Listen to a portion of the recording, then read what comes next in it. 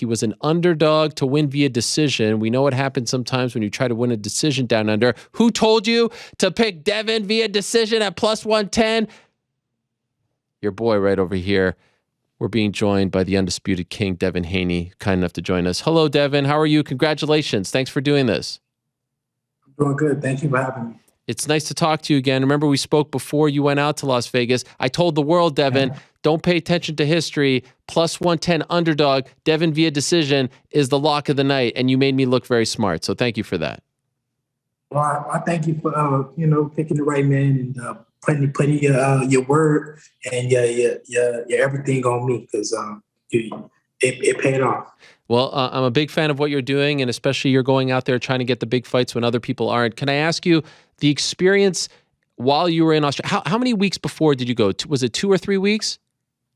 So I was supposed to go 3 weeks, but everything that was happening with my dad, I went like 2 in 1 day. I was there for like 2 weeks and 1 day before the fight. Okay, and for those that don't know, your father initially couldn't come over, denied his visa, but then eventually came over, and we'll get to that. But while you're there, and it's all up in the air, and I heard you say, like, you spoke to your lawyer, and you said, what are the chances? You had to try to petition to get him over. He's like, it's a long shot.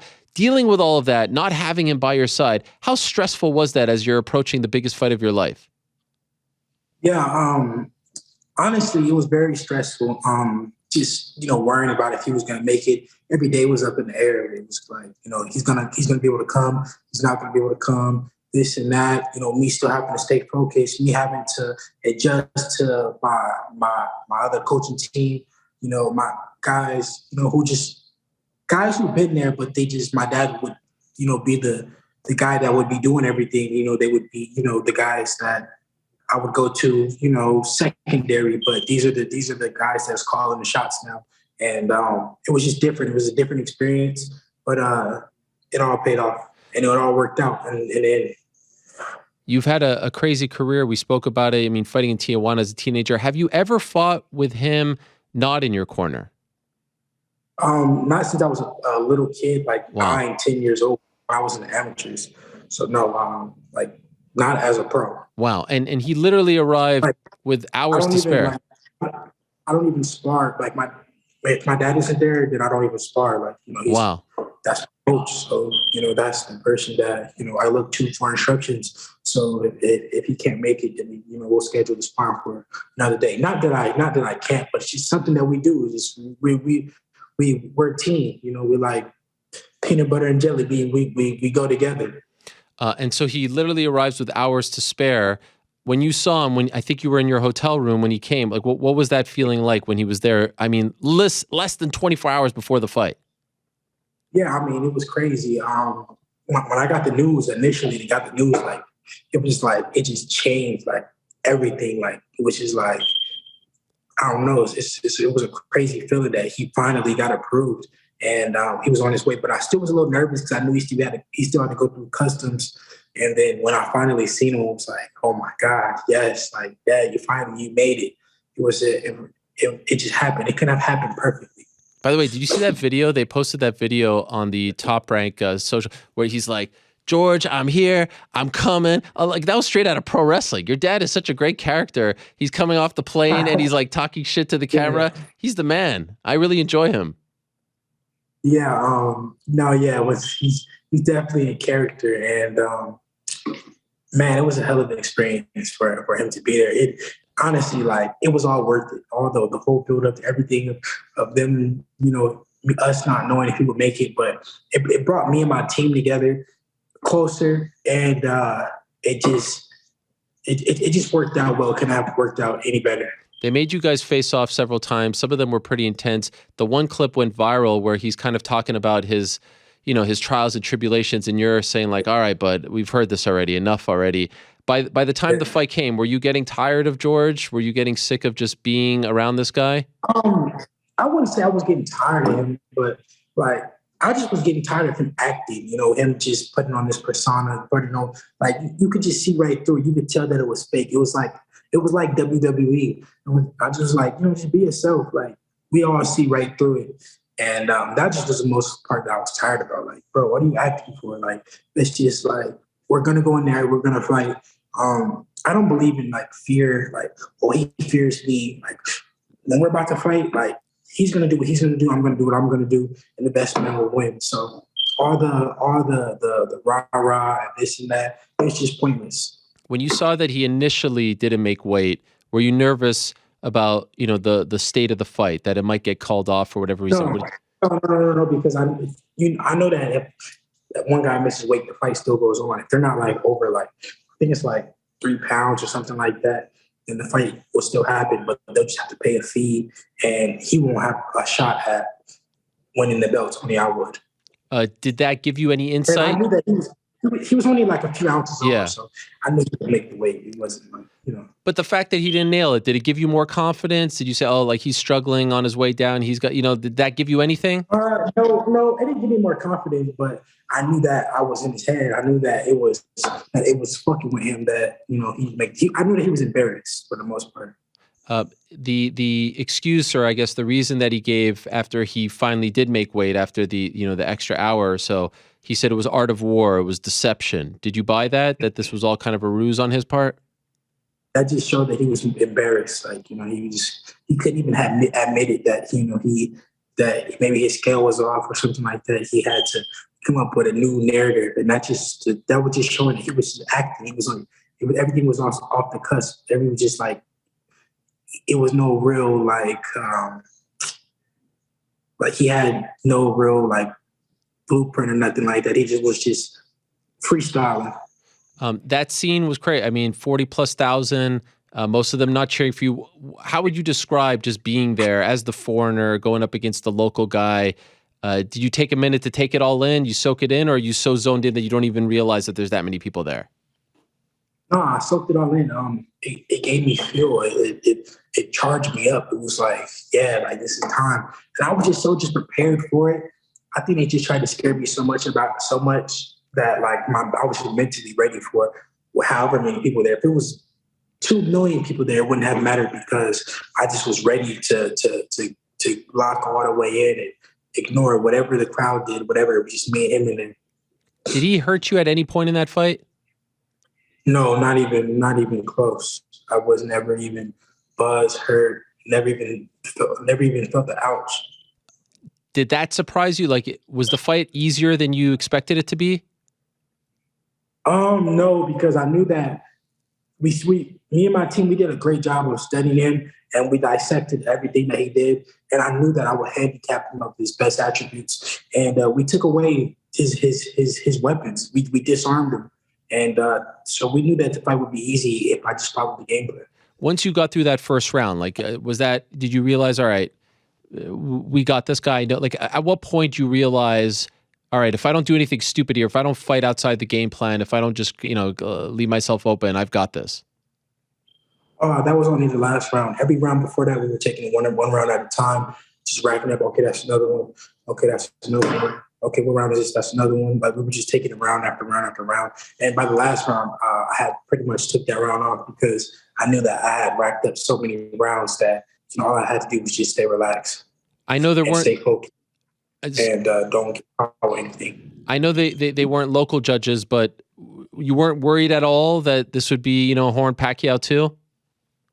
No, I knew that my team, I did a great job of making sure that it was neutral judges, and they did their research on each judge, and just we did the proper protocol to make sure that it was no robbery or anything that was planned going on.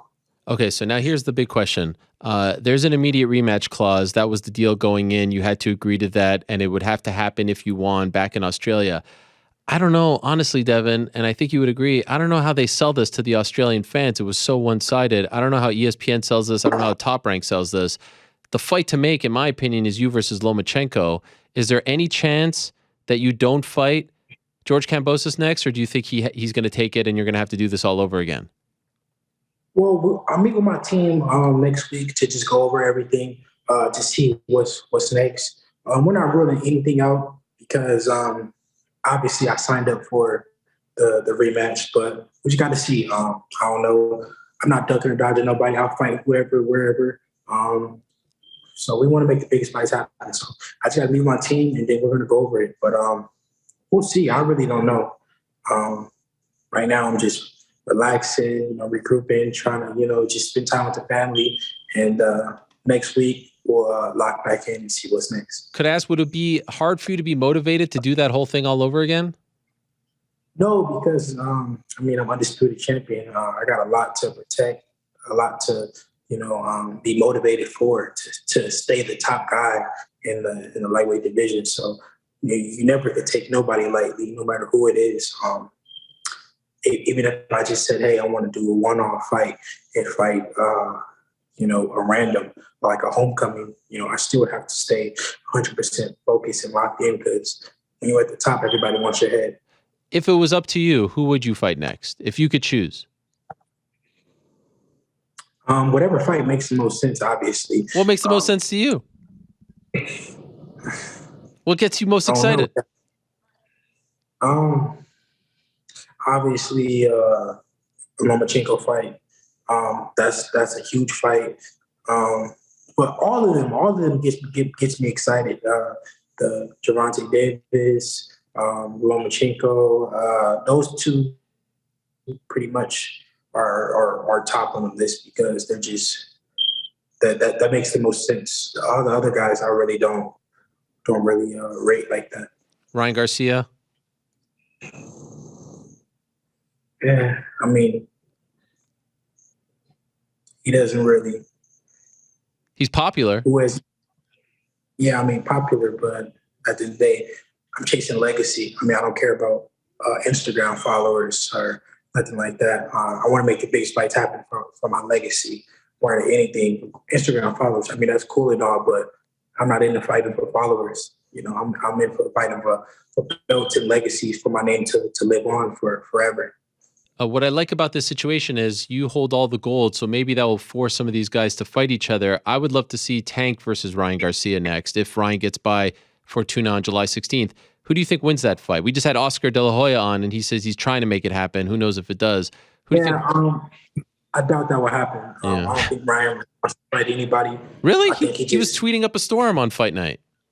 Of course, he always does. That's what he does. He'll tweet up a storm. He'll call all these fighters out. The guy said he was fighting Pacquiao.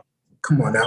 Right. So his guy uses fighters to promote his fight, and then after he wins his fight against a nobody, he goes and fights another nobody. So this is a repetitive cycle for him. I really don't give him too much attention, because I read between the lines. I know he doesn't really want to fight anybody.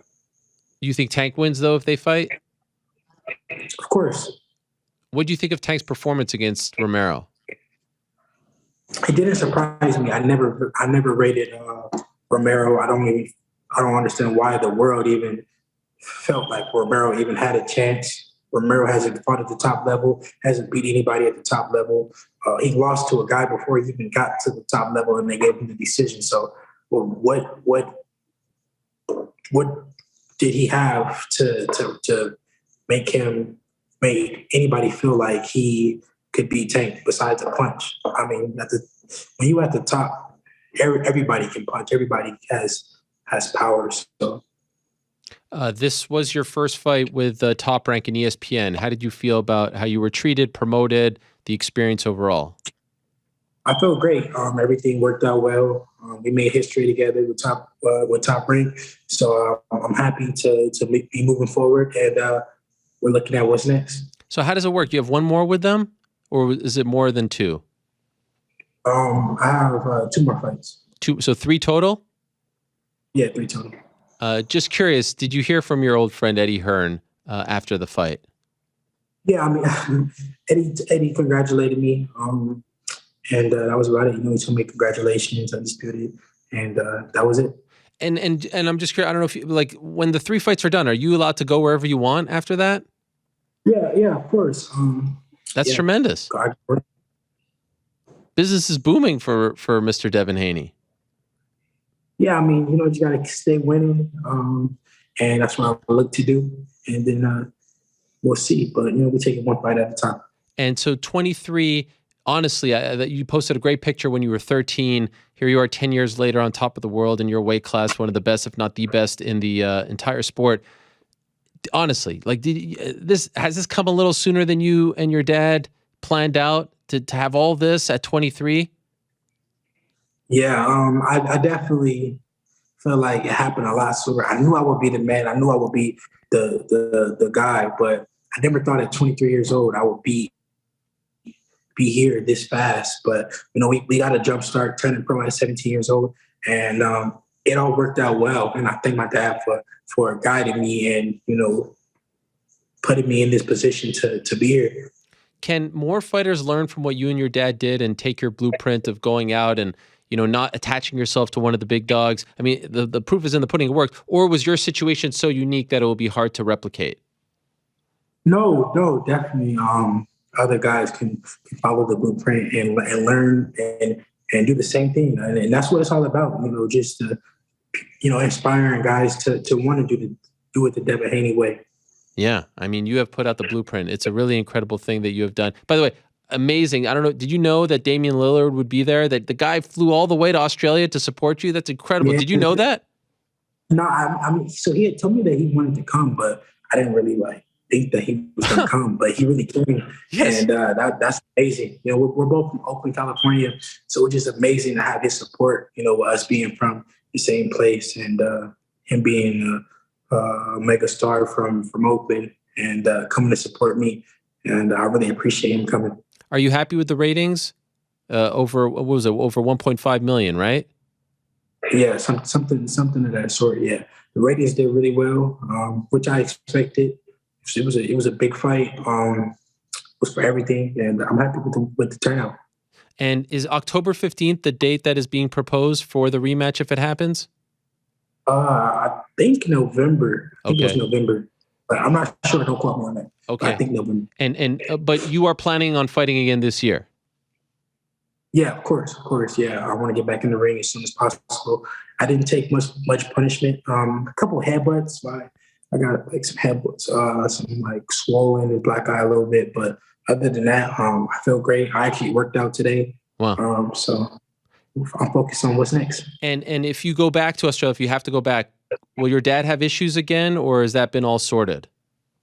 Yeah, I mean, if we have to go back, it would have to guarantee. I would have to have a guarantee that my dad would be able to make it.